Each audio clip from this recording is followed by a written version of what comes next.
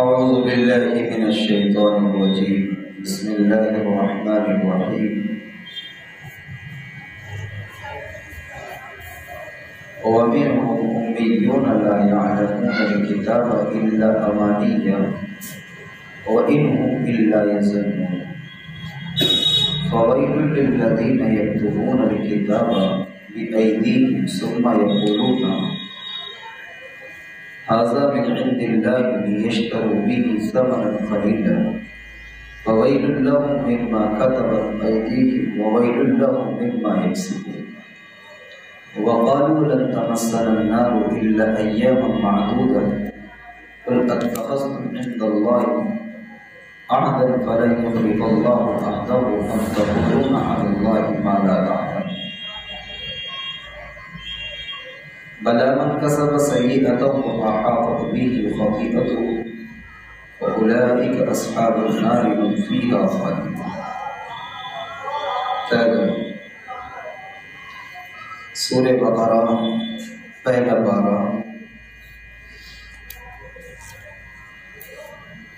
نور.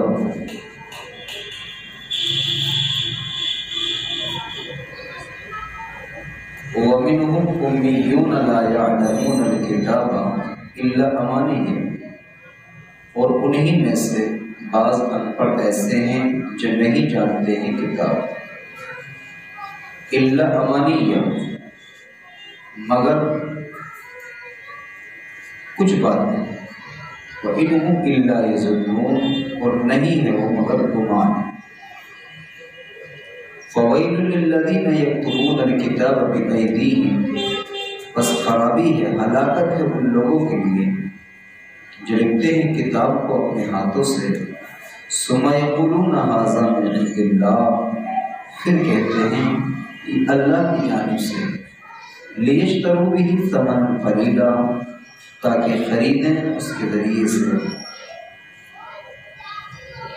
ثمن قلیلا، اس کو تھوڑی قیمت کے بدلے بیچ دیں، اس کو تھوڑی قیمت کے بدلے. فویل لہم مما کتبت ایدیہم، بس ہلاکت ہو ان کے لیے جو انہوں نے لکھا اپنے ہاتھوں سے. وویل لہم مما یکسبون، اور ہلاکت ہے ان لوگوں کے لیے جو انہوں نے کمائی. وقالوا لن تمسنا النار الا ایاما معدودہ، اور کہا انہوں نے لن تمسنا النار، ہرگز ہم کو نہیں چھوئے گی مگر آگ ایام معدودہ، تھوڑے دن. قل اتخذتم عند اللہ، اے محمد صلی اللہ علیہ وسلم آپ کہہ دیجیے کہ تم نے لے لیا ہے اللہ سے کوئی عہد. فلن یخلف اللہ عہدہ، جو ہرگز اللہ مخالفت نہیں کرے گا اپنے عہد و پیمان کی. ام تقولون علی اللہ ما لا تعلمون، یہ جو تم کہتے ہو اللہ پر ایسی بات جو تم نہیں جانتے.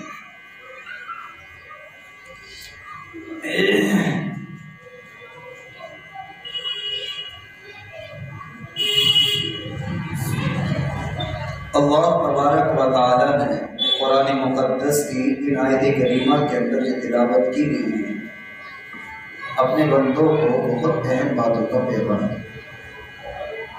اس سے پہلے کہ آیت پاک سے متعلق چند باتیں آپ کے سامنے ذکر کی جائیں، یہ جاننا ضروری ہے کہ اس سے پچھلی آیات میں رب العالمین نے کن باتوں کو بیان کی. جو لوگ مسلسل درس کے اندر حاضر ہیں، یہ گزشتہ ہفتے موجود تھے، ان کے ذہنوں کے اندر بات ہوگی.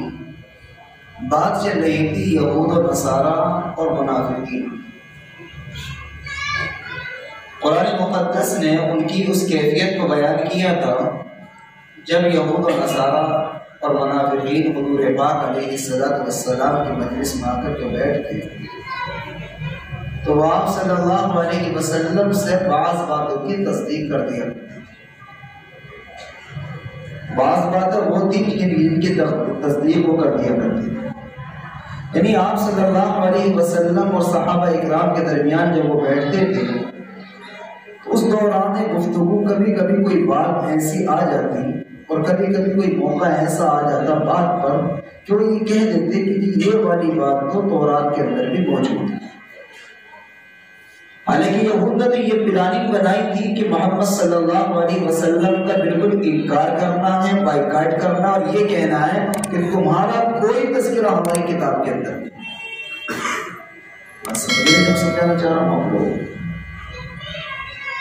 میں یہ کہنا چاہ رہا ہوں آپ کے سامنے کہ قرآن مقدس جب نزول ہو رہا تھا اور آپ صلی اللہ علیہ وسلم اپنی نبوت کا اعلان کر رہے تھے تو یہود و نصارہ نے کھل کر کے مخالفت کی، اور جب تک آپ صلی اللہ علیہ وسلم نے اپنی نبوت کا اعلان نہیں کیا تھا اس وقت تک انتظار کرتے تھے یہود و نصارہ کہ کب آخری نبی آئے اور کب ہمیں آخری راہ بتائے، اور جب انتظار کرتے کرتے لمبی مدت گزر گئی اور محمد رسول اللہ صلی اللہ علیہ وسلم ان کے گھرانوں کے اندر نہیں آئے، ان کے خاندان میں نہیں آئے، ان اہل کتاب میں سے نہیں آئے، تو انہوں نے مخالفت شروع کی۔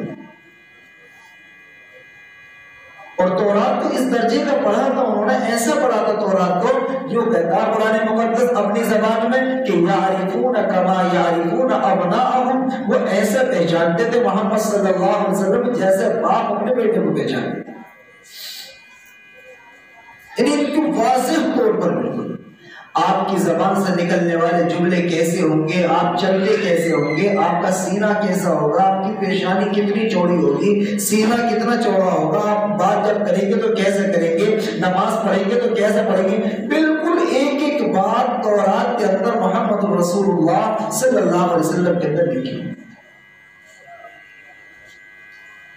اگر کوئی مہمان آنے والا ہو یہاں پر اور آنے کے دوران اس کی مکمل کیفیت اگر بیان کر دی جائے کہ پولیس صاحب آئیں گے اور کمپنیاں یہ ہوگا اور تو یہ ہوگا یہ ہوگا، بالکل اول تاخیر بیان کر دی جائے اور وہ مہمان نہیں آئے، آدھا گھنٹہ انتظار ہوتے ہوئے جائے، تو ہر آنے والے شخص کو اسی پیمانے سے دیکھا جائے گا کہ نہیں بات تو یہ بتائی تھی کہ داڑھی ایسی ہوگی اور قدم ایسے ہوگی، بتایا تو یہ تھا کہ رنگ ایسا ہوگا اور لباس ایسا ہوگا، وہ نہیں۔ اور جیسے ہی وہ شخص آئے گی جن کا انتظار ہو رہا تھا، صورت دیکھتے ہی ہر سننے والا، ہر وہ بیان کرنے والا، ہر جس نے سنا ہوگا کہ وہ پہچان لے گا کہ یہی آخری ہے۔ محمد صلی اللہ علیہ وسلم کے مبعوث ہونے کے بعد، آپ کی نبوت کا اعلان کرنے کے بعد، جن لوگوں نے تورات کو پڑھا تھا، تورات پر سرچ کی تھی، محنت کی تھی، تحقیق کی تھی، آپ صلی اللہ علیہ وسلم کو فوراً پہچان لیا کہ یہی آخری نبی، آخری پیغمبر محمد صلی اللہ علیہ وسلم ہے۔ پھر کیا ہوتا تھا؟ آپ صلی اللہ علیہ وسلم کے نزول کے بعد، آپ صلی اللہ علیہ وسلم کے مبعوث ہونے کے بعد، حضور پاک علیہ السلام جب دنیا کے اندر تشریف لے آئے تو یہود نے اس درجے کی مخالفت کی، اس درجے کی مخالفت کی، انہوں نے ایسا تصور دلایا کہ ان کا تو کوئی تذکرہ ہماری کتاب میں ہے، بائیکاٹ کر دیے، سرے سے انکار کر دیے، اور یہ کہا کہ نہیں یہ آخری نبی نہیں ہے، یہ آخری پیغمبر نہیں ہے، سرے سے بائیکاٹ کر دیے۔ لیکن کبھی کبھی ایسا ہوتا تھا کہ آپ صلی اللہ علیہ وسلم کی مجلس میں کچھ منافقین آیا کرتے تھے، بات پہ بات آ گئی تو اس وقت میں بیٹھے بیٹھے کہہ دیا کرتے تھے کہ یہ والی جو بات محمد صلی اللہ علیہ وسلم کے اندر ہم نے دیکھی ہے، یہ بات تو تورات میں لکھی ہے، یہ جو آج ہم نے یہ صفت دیکھی نا، یہ انداز گفتگو یہ تورات کے اندر لکھا تھا کہ ایسا بات کریں گے۔ یہ جو اتنی اندر کی گہرائی کی بات محمد صلی اللہ علیہ وسلم نے بتائی، یہ بات تو تورات میں لکھی تھی آپ صلی اللہ علیہ وسلم کے متعلق۔ تو جب یہ یہاں سے اٹھ کر کے ان منافقین کی جماعت ان کے یہود و نصارہ کے پاس جاتے تھے تو وہ یہ کہتے تھے کہ تم ایسی بات کیوں کہہ دیتے ہو جس سے کل قیامت کے دن وہ ہمارے اوپر دلیل پکڑ دیں۔ وہ کم عقل یہ سمجھتے تھے کہ ہم ہی زیادہ ہوشیار ہیں، حالانکہ اللہ کے علم میں سب کچھ ہوتا ہے، دلوں کا حال اللہ جانتا ہے، نیتوں کو اللہ جانتا ہے، کس مجلس کے اندر کون آدمی کس نیت سے بیٹھا ہے، کون ریاکاری کے ساتھ بیٹھا ہے، کوئی نفاق کے ساتھ بیٹھا ہے، کوئی اخلاص کے ساتھ بیٹھا، کس نیت کے ساتھ بیٹھا۔ مجمع کے اندر بیٹھنے والے ایک دوسرے کو نہیں پہچان سکتا، سننے کے لیے تو سب آئے ہیں، جو ریاکاری کرنے کے لیے آئے وہ بھی سن رہا ہے، جو اخلاص سے سننے کو آئے وہ بھی سن رہا ہے، جو بیچارہ وہ کسی اور نیت سے آئے وہ بھی سن رہا ہے، لیکن دلوں کا حال، نیتوں کا حال کون جانتا ہے؟ اللہ جانتا ہے، اس کے علاوہ کوئی نہیں جانتا، اللہ جانتا ہے، اس کے علاوہ کوئی نہیں جانتا۔ قرآن کریم بیان فرماتا ہے اس کی اگلی آیت کے اندر کہ اس میں سے کچھ لوگ وہ تھے جو بات میں کیا کرتے تھے، چھپاتے تھے، اور یہ کہتے تھے کہ تم ایسی بات کیوں کہہ دیتے ہو؟ اگر انہیں یہ بات پتہ چل گئی کہ تورات کے اندر یہ لکھا ہے تو اللہ کا جب دربار لگے گا، میدان حشر قائم ہوگا، اس وقت یہود و نصارہ بھی ہوں گے اور محمد صلی اللہ علیہ وسلم بھی ہوں گے اور آپ کے ماننے والے ایمان والے صحابہ اکرام بھی ہوں گے، تو یہ ایمان والے محمد صلی اللہ علیہ وسلم ہمارے اوپر ایک مقدمہ دائر کر دیں گے اور یہ کہہ دیں گے دیکھو ان کی کتاب میں خود لکھا ہے۔ حالانکہ قرآن کیا بیان فرماتا ہے؟ قرآن یہ کہتا ہے کہ ہم نے تورات کے اندر اتنی کھل کر کے بیان کیا ہے آپ صلی اللہ علیہ وسلم کی صفات کو، جیسے کہ ایک باپ اپنے بیٹے کو پہچان لیتا ہے، بالکل ایسے پہچان لیا۔ اللہ کے پاک پیغمبر محمد رسول اللہ صلی اللہ علیہ وسلم پر یہ عظیم الشان کتاب قرآن مقدس نازل کی۔ قرآن مقدس نے ایک بات کو ایسا کھول کر کا بیان کیا، جو حالات آج آ رہے ہیں، جن حالات کو میں اور آپ آج دیکھ رہے ہیں، وہ سارے حالات 1500 سال پہلے اترنے والی کتاب مقدس قرآن پاک کے اندر موجود کیا، بالکل موجود۔ قرآن کریم بیان فرماتا ہے فَوَيْلٌ لِّلَّذِينَ يَكْتُبُونَ الْكِتَابَ بِأَيْدِيهِمْ ثُمَّ يَقُولُونَ هَٰذَا مِنْ عِندِ اللَّهِ۔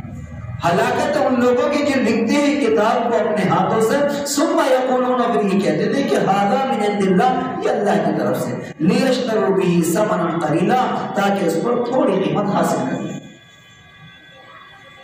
جب ایمان جاتا ہے نا انسان کا، جب عقیدہ بگڑتا ہے اور دولت اور دنیا اندر اتنی گھس جاتی ہے کہ اسے اپنے ایمان کا بھی احساس نہیں رہتا، تو پھر نہ معلوم کس چیز کا آدمی سودا ہے۔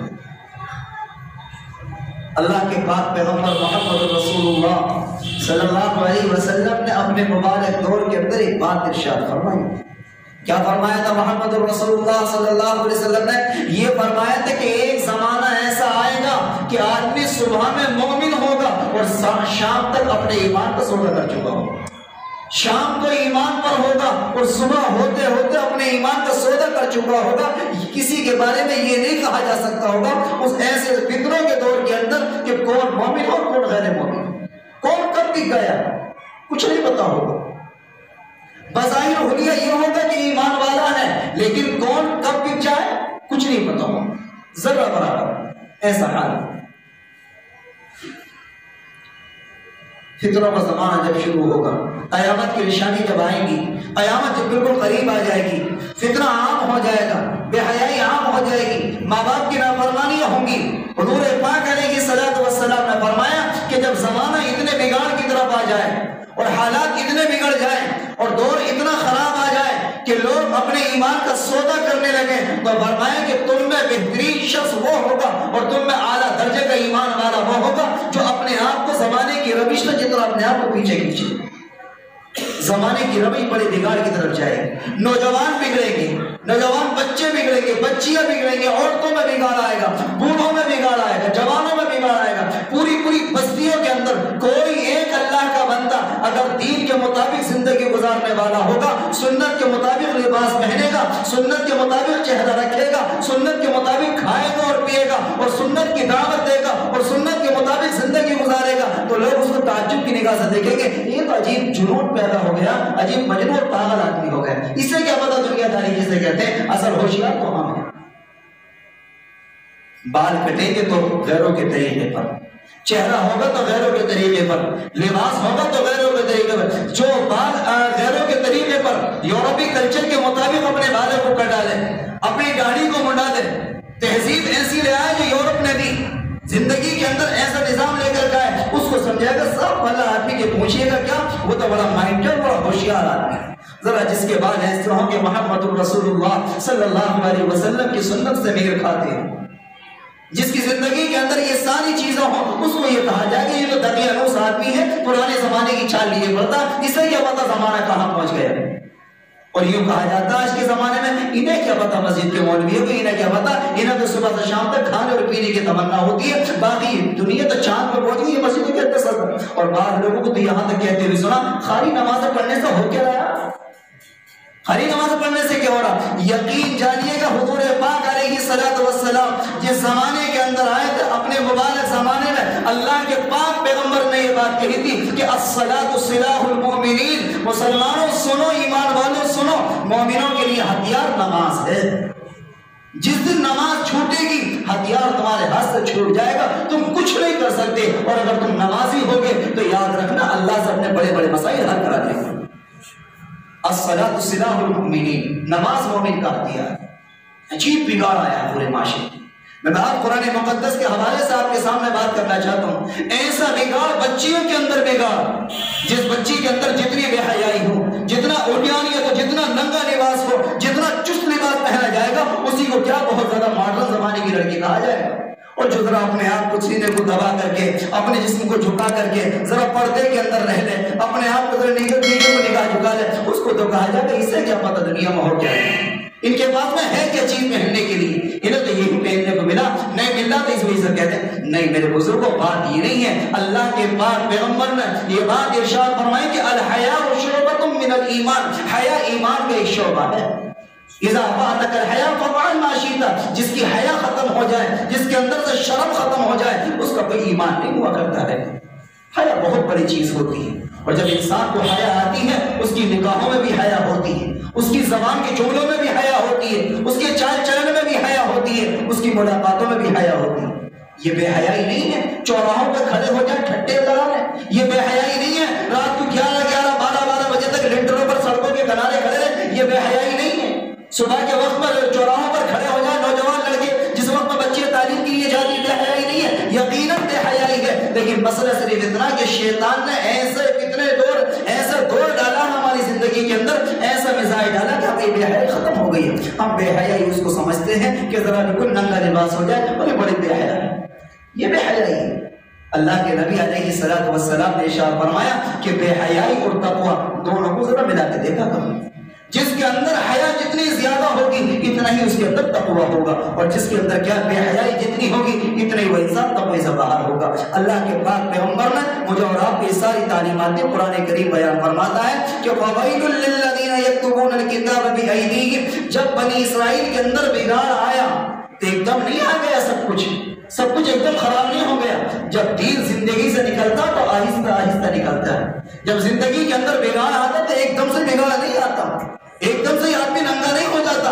پہلے سر کے بعد خلاف شریعت ہوں گے، پھر چہرے سے داڑھی منڈائی جائے گی، پھر لباس غیروں کا پہنایا جائے گا، پھر کھان پکوان غیروں کے طریقے پر ہوں گے، پھر اپنی خوشیوں کے موقع غیروں کے طریقے پر ہوں گے، اور اللہ کے پاک پیغمبر نے جو طریقہ خوشی منانے کا بتایا ہوگا اس کے خلاف زندگی گزرے گی۔ پھر انسان یہ سمجھے گا یہ تو زمانے میں چل ہی رہا ہے، اس سے بھی پیچھے کیا کرا جائے، اگر زمانے میں بھی تو رہنا، معاشرے میں بھی تو رہنا۔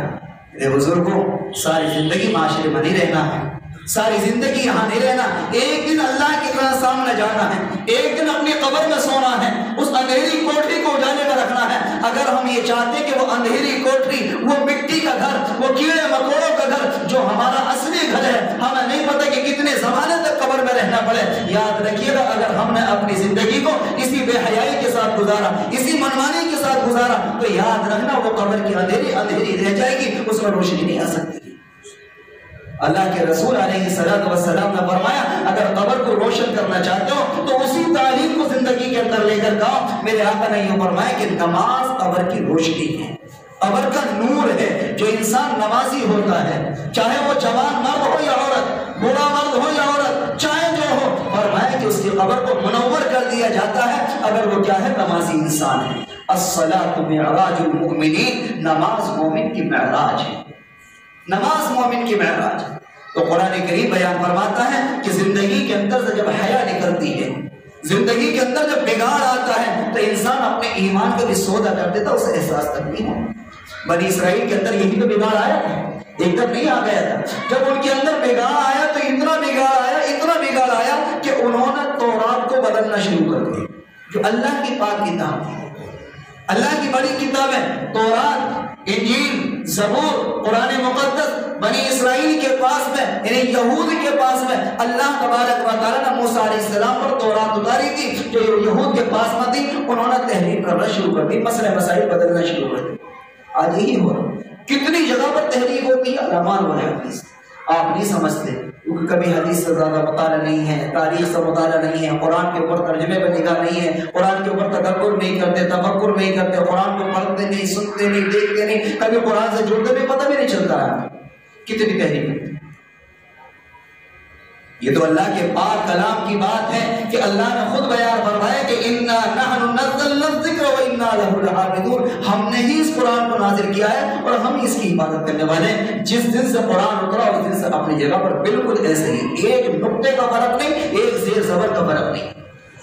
یہود نے اپنی کتاب یعنی اللہ کی کتاب تورات کے اندر تحریف شروع کر دی، جس کو قرآن بیان فرماتا ہے کہ فَوَيْلٌ لِّلَّذِينَ يَكْتُبُونَ الْكِتَابَ بِأَيْدِيهِمْ، جب ان کے اندر بگاڑ آیا تو اتنا بگاڑ آیا کہ يَكْتُبُونَ الْكِتَابَ بِأَيْدِيهِمْ، وہ اللہ کی کتاب کے اندر اپنے ہاتھ سے لکھ دیا کرتے تھے، ثُمَّ يَقُولُونَ، اور پھر وہ پبلک میں یہ کہا کرتے تھے هَذَا مِنْ عِندِ اللَّهِ، یہ اللہ نے بھیجا ہے۔ اللہ کی کتاب کو بدل دیا، جملے اپنے، منمانی اپنی، سوچ اپنی، نظریہ اپنا، عقیدہ اپنا، اور اپنے ذہن کو اٹھا کر کے اللہ کی کتاب میں نوٹ کر دیا۔ اور جو ان پڑھ لوگ تھے، جو زیادہ پڑھنے لکھنے والے لوگ نہیں تھے، ان سے کہتے دیکھو اللہ کی کتاب میں یہ بات آئی۔ قرآن کہتا جب یہ بس ساری باتیں ہوئی تو قرآن کہتا کہ لیشتروا بہ ثمنا قلیلا، لیشتروا بہ ثمنا قلیلا، یہ ایک دم نہیں تھا، یہ کوئی دباؤ میں نہیں تھا، پریشر میں نہیں تھا، موت و زندگی کا سوال نہیں تھا۔ جب دنیا زندگی کے اندر اس درجے کی آئی اور دنیا کی دولت اور دنیا کی چمک دمک اور دنیا کے اندر رنگینیاں اور دنیا کی چال چلن اس درجے کے لیے آئے کہ ان کی خواہشات پوری نہ ہوئی اور ان کی طبیعت کے مطابق نظام نہ چلا، تو انہوں نے اللہ کی آیتوں کو بیچنا شروع کر دیا۔ وہ کیسے بیچا کرتے تھے اللہ کی آیتوں کو؟ وہ کیسے تبدیل کیا کرتے تھے؟ اس کی مثال یوں سمجھیں کہ جیسے کہ تورات کے اندر یہ لکھا تھا، مثال دے کے میں سمجھا رہا ہوں آپ کو کہ یہ لکھا تھا کہ اگر کوئی چوری کرے گا تو چوری کی سزا یہ ہوگی کہ اس کو سر کو ننگا کر کے گجا کر کے اور اس کے منہ کو کالا کر کے گدھے پر بٹھا کر کے پوری بستی کے اندر گھمایا جائے۔ غریب کے بچے نے چوری کی ہو تو اس کو یہی سزا ملے گی، اور اگر کسی امیر کے بچے نے جو دولت والا، پیسے والا، عزت والا، شہرت والا، کوٹھی والا، بنگلے والا، بہت زیادہ مالک تھا، اس نے کہا کہ جی اس میں کچھ نہ کچھ کر دیجئے، میری تو بڑی تیز زندگی ہو جائے گی، میرا تو حال خراب ہو جائے گا، صورت غلطی میرے بیٹے نے کی، میری ساری زندگی کمائی ہوئی عزت چلی جائے گی، آپ جو لینا ہو وہ کر لیجئے کہ ٹھیک ہے کل آنا۔ کوئی راہ نکالتے ہیں ہم آپ کے۔ اگلے دن یہ ہوتا، مشورہ کرتے، چند لوگ بیٹھتے، کہتے بھی کیا کرا جائے کہ چند نسخے تو بچے نہ ان کے پاس میں تحقیق کا وقت ہے، نہ ان کے پاس میں تحقیق کا وقت ہے، سارے نسخوں میں یہاں سے ہٹا کر کے اپنے ہاتھ سے لکھ دو کہ چوری کی سزا وہ پہلے تھی اب بدل گئی اللہ کی طرف سے۔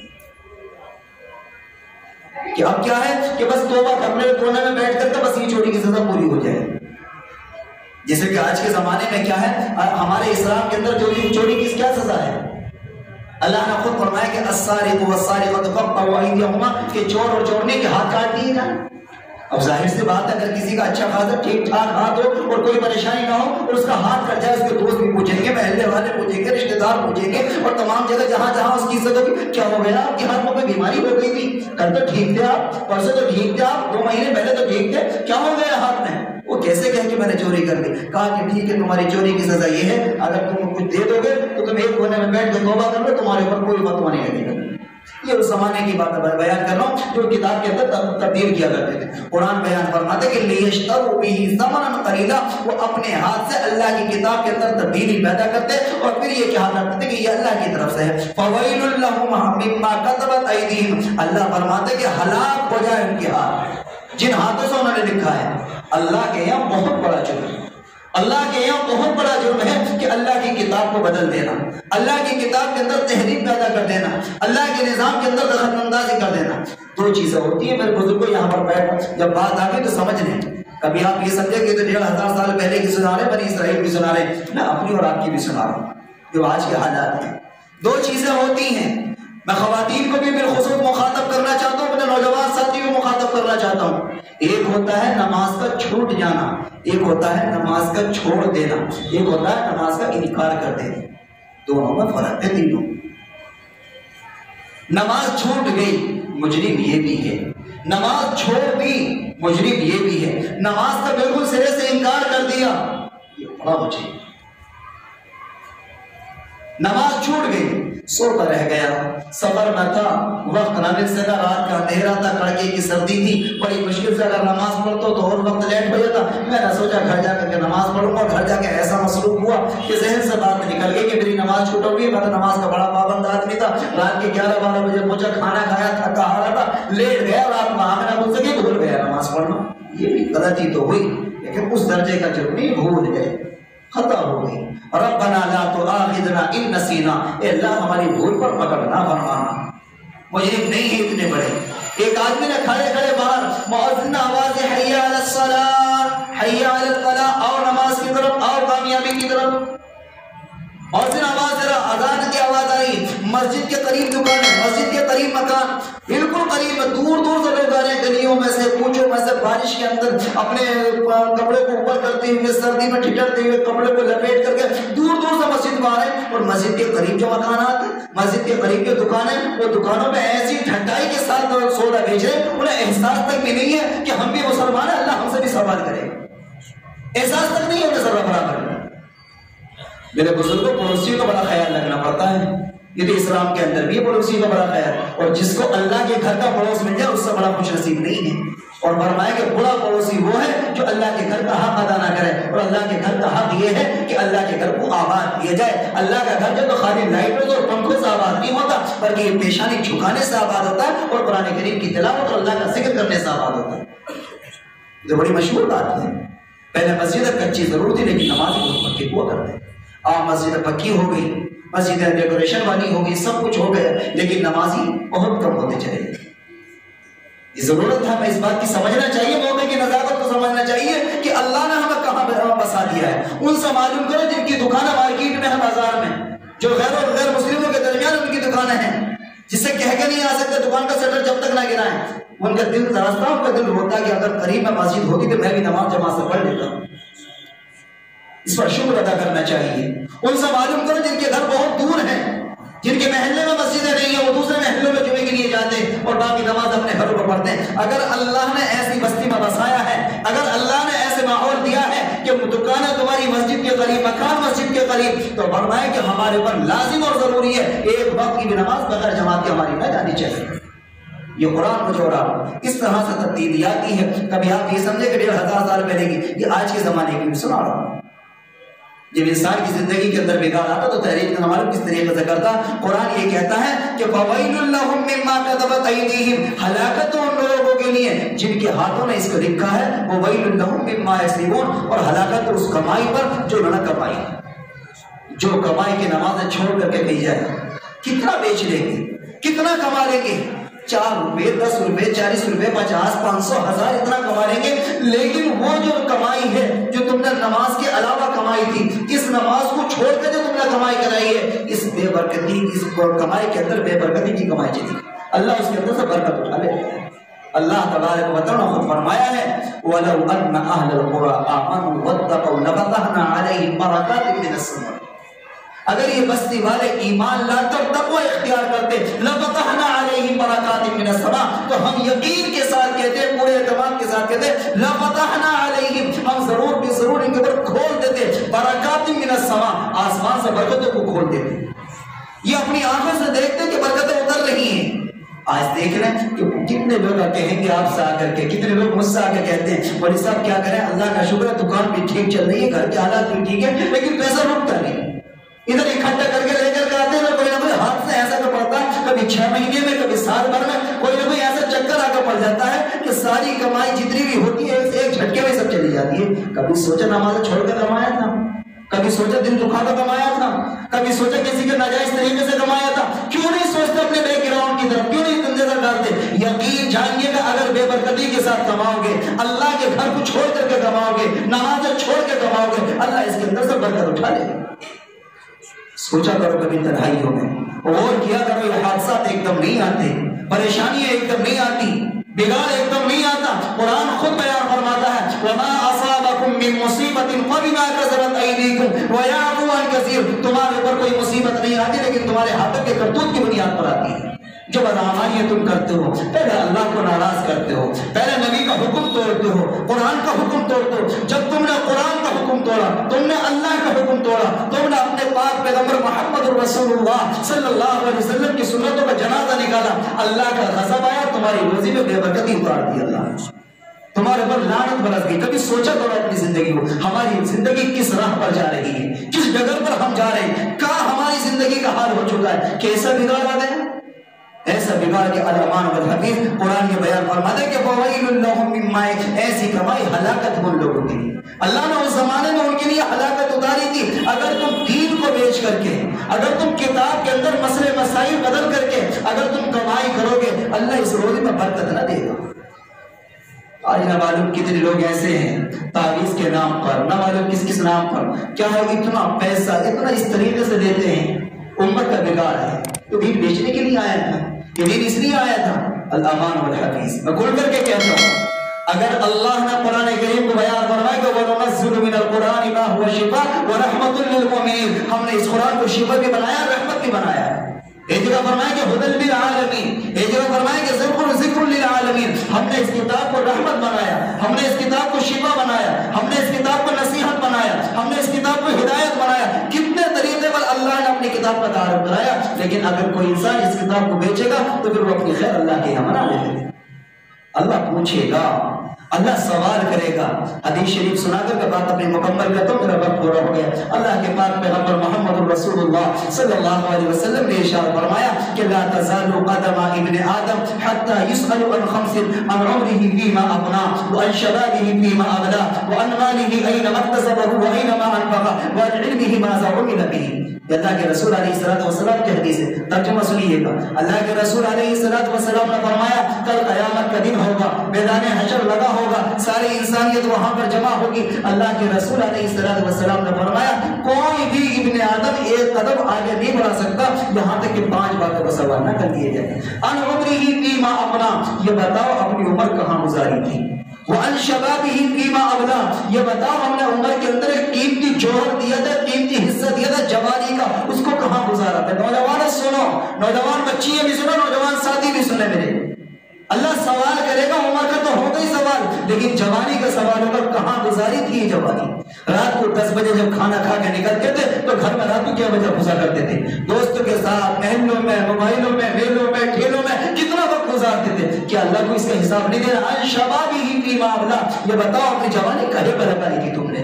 عن شبابه فيما ابلى وعن ماله اين اكتسبه واين ما انفقه، اور 2 سوال ہوں گے مال کے بارے میں، کہاں سے کمایا اور کہاں خرچ کیا.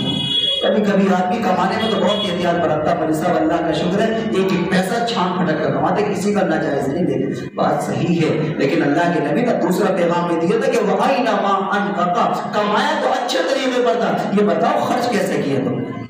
ابھی ذرا شادی آ جائے، ابھی ذرا بچے کا وہ آ جائے، ذرا پیدائش کا دن، کبھی پتہ دے کے نام پر اتنا پیسہ، کبھی شادی کے نام پر آتش بازی اتنی حد سے زیادہ، اور کبھی کسی نام پر ایسی ڈیکوریشن. کہاں کی اجازت ان تمام چیزوں کی؟ اسلام اس لیے آیا تھا، اسلام اللہ تبارک و تعالیٰ تم کو اس لیے نوازا تھا.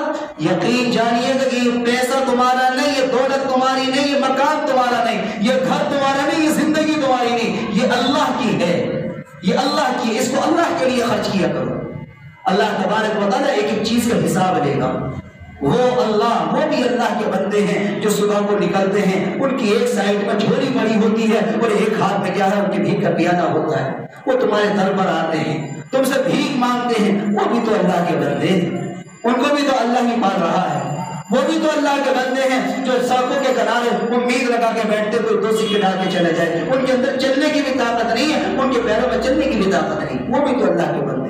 کبھی شکر ادا کیا کرو. اللہ کا شکر ہے اللہ نے عزت کی روزی دے دی، اللہ کا شکر ہے اللہ نے رہنے کا عزت کے ساتھ مکان دے دیا، اللہ کا شکر ہے اللہ نے چلنے کی طاقت دے دی، اللہ کا شکر ہے اللہ نے زبان دے دی. وہ بھی تو اللہ کے بندے ہوتے ہیں جو ایک سائڈ میں جھولی پڑی ہوتی ہے، ایک ہاتھ میں بھیک کا کٹورا ہوتا ہے اور ان کے پاس میں الفاظ نہیں ہوتے، وہ زبان سے گونگے ہوتے ہیں، وہ آپ سے کہہ نہیں سکتے میری کیا ضرورت ہے، وہ صرف ہاتھ ہی پھیرا سکتے ہیں آپ کے سامنے. آپ جو بھی سمجھ لیں، ان کو اگر 100 کی بھی ضرورت ہے اور آپ 50 پیسے روپیہ 2 روپیہ ڈالتے ہیں تو بیچارے اس سے آگے کچھ نہیں کر سکتے، بس بار بار اشاروں سے اصرار تو کر دیں گے، کہہ تو دیں گے اشاروں سے، یہ بتا نہیں سکتے کہ آج مجھے پیٹ کے اندر بھوک لگی ہے، مجھے 2 روٹی دے دو، مجھے پیسے کی ضرورت نہیں ہے. سوچا کرو تنہائیوں میں اللہ نے کتنا نوازا. اللہ نے زبان بولنے کے لیے دی، آنکھیں دیکھنے کے لیے دی، چلنے کے لیے پیر دیے، رہنے کے لیے مکان دیا، کھانے کے لیے کھانا دیا اور عزت کی روزی دی. اللہ چاہتا تھیلی میں کھلا دیتا. کتنے انسان ایسے ہیں جو ہوٹل سے خریدتے ہیں، ان کے पास में प्याला भी नहीं होता खाने के लिए, बेचारे थैली में निकलते हैं। कितने मजदूर ऐसे हैं जो सुबह को मजदूरी पे निकलते हैं, अपने घर से रोटी पकाकर खाना लेकर थैली में जाते हैं, उनके पास में बर्तन नहीं होता, वो किसी एक कोने में जहाँ वो मजदूरी करते हैं, जहाँ बच्चों के पालने का इंतजाम करते हैं, वहाँ पर एक कोने में बैठ के खा लेते हैं और अपना पेट भर लेते हैं और शाम को अपने बच्चों के लिए कुछ कमा कर लेकर खाते हैं। अल्लाह का शुक्र अदा क्या करो कि अल्लाह तेरा लाख लाख एहसान है। सुबह को तो घर में इज्जत के साथ खिला देता है, दोपहर में इज्जत के साथ खिला देता है, शाम को इज्जत के साथ खिला देता है, सुला देता है। कभी छोटी छोटी इन बातों पर और गौर करोगे, शुक्र का मानता पैदा होगा, नाशुक्र खत्म हो जाए। एक वाबेला मचा में सब परेशान है, किसी से कहो भाई मस्जिद के नाम पर दे दो, किसी से कहो भाई मस्जिद में काम चल रहा है ताउन कर दो। मौलवी साहब आपको तो पता ही होगा जब से लेकर लॉकडाउन चला है बड़े हालात खराब है। अभी जरा थोड़ा सा हालात आ जाए ना, अभी जरा शादी आ जाए, अभी कोई अतीका आ जाए, अभी कोई बच्चे का बर्थडे आ जाए, कोई और प्रोग्राम आ जाए, ऐसा लगेगा कि इससे ज्यादा महल्ले में मालदार कोई और नहीं है। और अगर मस्जिद का मामला आ जाए तो फिर ऐसा दिल में घुसेगा बहुत बुरी तरह से। मार्केट के अंदर चला जाए तो बड़े से नोट निकालेगा ताकि बेइज्जती ना हो। मस्जिद के अंदर अगर गल्ला घूमने लगे, जिससे मस्जिद के अखराजात चलते हैं, जिससे मस्जिद का क्या इमाम की तनख्वाह होती है, मुअज्जिन की तनख्वाह होती है, सारी चीजें अखराजात चलते हैं, जरा बराबर एहसास तक नहीं होता है। वो देखता चिल्लर कहाँ है, टूटे हुए पैसे कहाँ हैं। और अगर धोखे से 50 का नोट निकल आए तो उससे कहता भाई जरा इसमें से 40 रुपये मुझे वापस कर दे, 10 का सिक्का डालना ये देश। अल्लाह के बंदे निकल गए जो जेब से डाल देना, अल्लाह तबारक व तआला का वादा है मन जाअ बिल हसनति फलहु अशरु अमसालिहा, जो एक देगा अल्लाह एक के बदले में 10 गुना बढ़ा कर देगा। क्यों नहीं सोचते कभी जो पैसा तुम्हारी जेब में पड़ा ये भी तो उसने दिया हुआ है। इधर के करम की बात है, अपने अइम्मा का ख्याल करो, अपने उलमा का ख्याल करो, अपनी मस्जिद का ख्याल करो, अपने मदारिस का ख्याल करो। अगर इन्हें आबाद करोगे अल्लाह तुम्हें आबाद कर देगा। कभी गौर किया करो तन्हाई के आलम में हमारी जिंदगी किस राह पर गुजर रही है, हमारा माल कहाँ खर्च हो रहा। मेरी बात दूसरी थी, मैं अपनी बात पूरी करना चाह रहा हूँ। अल्लाह के नबी अलैहिस्सलातु वस्सलाम ने 5वीं बात ये इरशाद फरमाई, माज़ा उमिला बिही, जो 5वां सवाल ये होगा कि हमने तुम्हें इल्म दिया था, इस इल्म को कहाँ खर्च किया, सही जगह पर या गलत जगह पर। थोड़ा सा कुछ क्या आ गया, झाड़ फूक के आ गई, झाड़ के नाम पर पैसे, फूक के नाम पर पैसे, तावीज़ के नाम पर पैसे, डंडे के नाम पर पैसे, कभी इसके पैसे कभी उसके पैसे, कैसी दौलत है।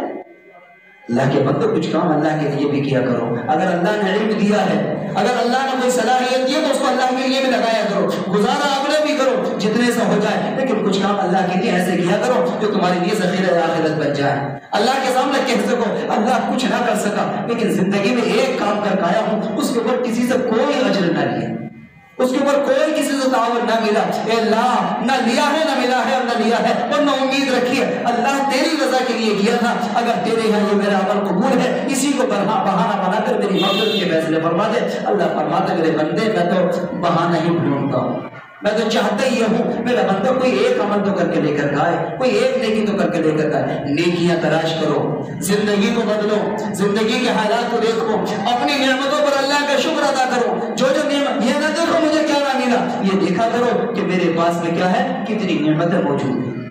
बड़ा मशहूर वाक़या है, लिखा है किताब के अंदर, बात लंबी हो रही है।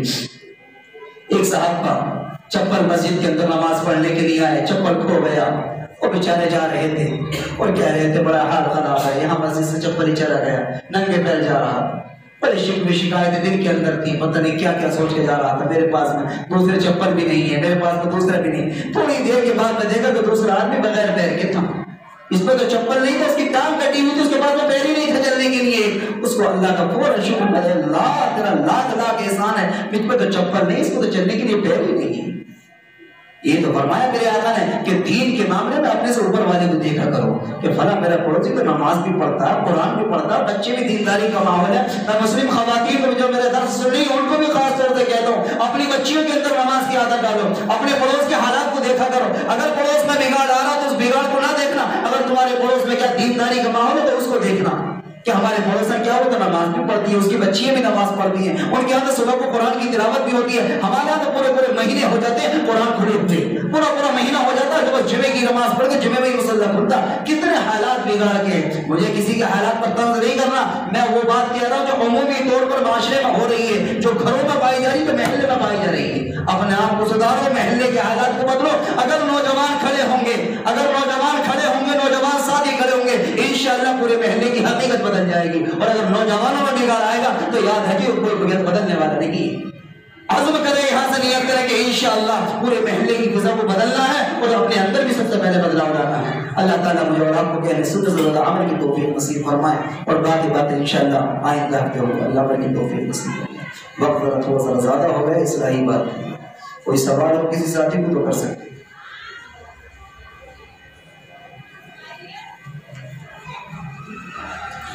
کوئی ساتھی کوئی سوال کرنا چاہتے ہیں، کوئی بات سمجھ میں نہ آئی ہے، کوئی سوال ایسا ہو تو کر سکتے ہیں، معلوم کر سکتے ہیں۔ فاسألوا اہل الذکر ان کنتم لا تعلمون، سوال کر لیا کرو اور کوئی بات نہ معلوم نہ ہوا کرے۔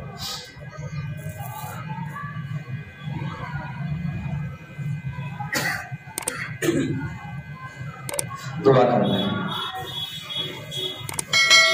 اللهم صل على محمد وعلى آل محمد كما صليت على إبراهيم وعلى آل إبراهيم إنك حميد مجيد اللهم بارك على محمد وعلى آل محمد كما باركت على إبراهيم وعلى آل إبراهيم إنك حميد مجيد ربنا آتنا في الدنيا حسنة وفي الآخرة حسنة وقنا عذاب النار وقنا عذاب النار وقنا عذاب القبر وقنا عذاب الحشر وقنا عذاب الدين۔ اے اللہ ہمارے گناہوں کو معاف فرما، اے اللہ ہمیں معاف فرما، اے اللہ ہمیں معاف فرما۔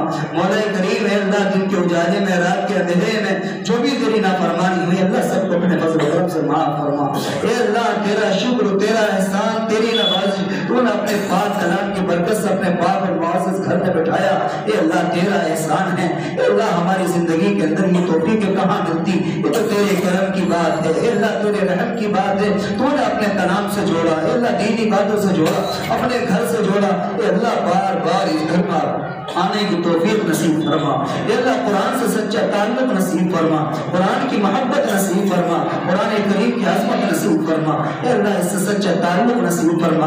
مولا کریم، اے اللہ ہمارے بیٹھنے کو قبول فرما، سننے کو قبول فرما، جمع ہونے کو قبول فرما۔ مولا کریم جو کہاں سنا گیا اس پر عمل کی توفیق نصیب فرما، عمل کے ساتھ اخلاص کی بھی توفیق نصیب فرما۔ اے اللہ جو پریشان حال ہیں سب کی پریشانی کو دور فرما، جو بے روزگار حلال روزی نصیب فرما، حرام لقمے سے اپنی حفاظت فرما۔ جن لوگوں نے دعاؤں کے لیے کہا ہے مولا کریم ہر ایک کے لیے بجائے تمناؤں کو پورا فرما۔ اے اللہ پس پردہ جو خواتین بیٹھی ہیں، اے اللہ ان کے آنے کو بے حد قبول فرما۔ اے اللہ کتنی مصروفیت کے باوجود ان کے اوپر گھر کی بڑی ذمہ داریاں ہوتی ہیں، سارے کام کاج کو چھوڑ کر تیرے قرآن کی محبت میں، اے اللہ تیری محبت میں، تیرے نبی صلی اللہ علیہ وسلم کی محبت میں سارے کاموں کو آگے پیچھے کر کے، اے اللہ یہ قرآن کی محبت میں عظمت قرآن دل میں بٹھا کر چلی آتی ہے۔ اے اللہ ہر ایک کو ایک قدم پر اجر عظیم نصیب فرما، ہر ایک کے آنے کو بے حد قبول فرما۔ اے اللہ ان کو اجر عظیم نصیب فرما، اے اللہ ان کو جزائے خیر نصیب فرما۔ ہر ایک ماں بہن کے جس کے دل کے اندر جو بھی نیک جائز تمنا ہو، اے اللہ ہر ایک کے دل کی نیک اور جائز تمناؤں کو پورا فرما۔ اے اللہ ہر ایک کے دل کی نیک اور جائز تمناؤں کو پورا فرما۔ اے اللہ جو بیمار ہیں سب کو شفا جسمانی اور روحانی نصیب فرما، سب کو شفا کلی نصیب فرما۔ مولا کریم جتنے بھی مسلمان بھائی مرد عورتیں اس دنیا سے جا چکے ہیں، اللہ سب کے قبروں کو نور سے منور فرما، سب کی مغفرت کے فیصلے فرما، سب کو جنت الفردوس میں داخلہ نصیب فرما۔ اے اللہ جب تک زندہ رکھ اپنے پیارے حبیب حضرت محمد رسول اللہ صلی اللہ علیہ وسلم کے طریقے پر زندہ رکھ، جب خاتمہ ہو ایمان کے پر خاتمہ نصیب فرما، موت کے وقت کلمہ شہادت نصیب فرما، شہادت کی موت نصیب فرما، اچانک کی موت سے حفاظت فرما، حادثات کی موت سے حفاظت فرما، ایمان پر خاتمہ نصیب فرما، ایمان پر خاتمہ نصیب فرما۔ مولا کریم جو مانگا ہے وہ عطا فرما، جو مانگنے سے رہ گیا بہتری کا فیصلہ وہ سب مقدر فرما۔ اے اللہ ہماری دعاؤں کو محض اپنے فضل و کرم آقا مدنی محمد عربی صلی اللہ علیہ وسلم کے صدقہ و خیر میں قبول منظور فرما۔ وصلی اللہ تعالی علی خیر خلقہ محمد وعلی آلہ واصحابہ اجمعین برحمتک یا ارحم الراحمین۔ دعا کے بعد ایک درخواست کرنی ہے تمام ہی نوجوان ساتھیوں سے جتنے بھی بیٹھے ہیں کہ جس طرح سے الحمدللہ آپ لوگ آ جائیں ہر ہفتے بغیر کسی تقاضے کے، خود ہی اپنی دل کی نیت کے ساتھ کہ انشاءاللہ درس میں آنا ہے، خود بھی آئیں اور دوسروں کو بھی لے کر، بس اتنی سی درخواست ہے۔ اور یہی درخواست خواتین سے، اور جو پیغام یہاں سے ملا اس پیغام کو عام کریں، انشاءاللہ قرآن کی بات عام ہوگی، اللہ تعالیٰ آپ کو عام کر دے گا۔ اللہ تعالیٰ عمل کی توفیق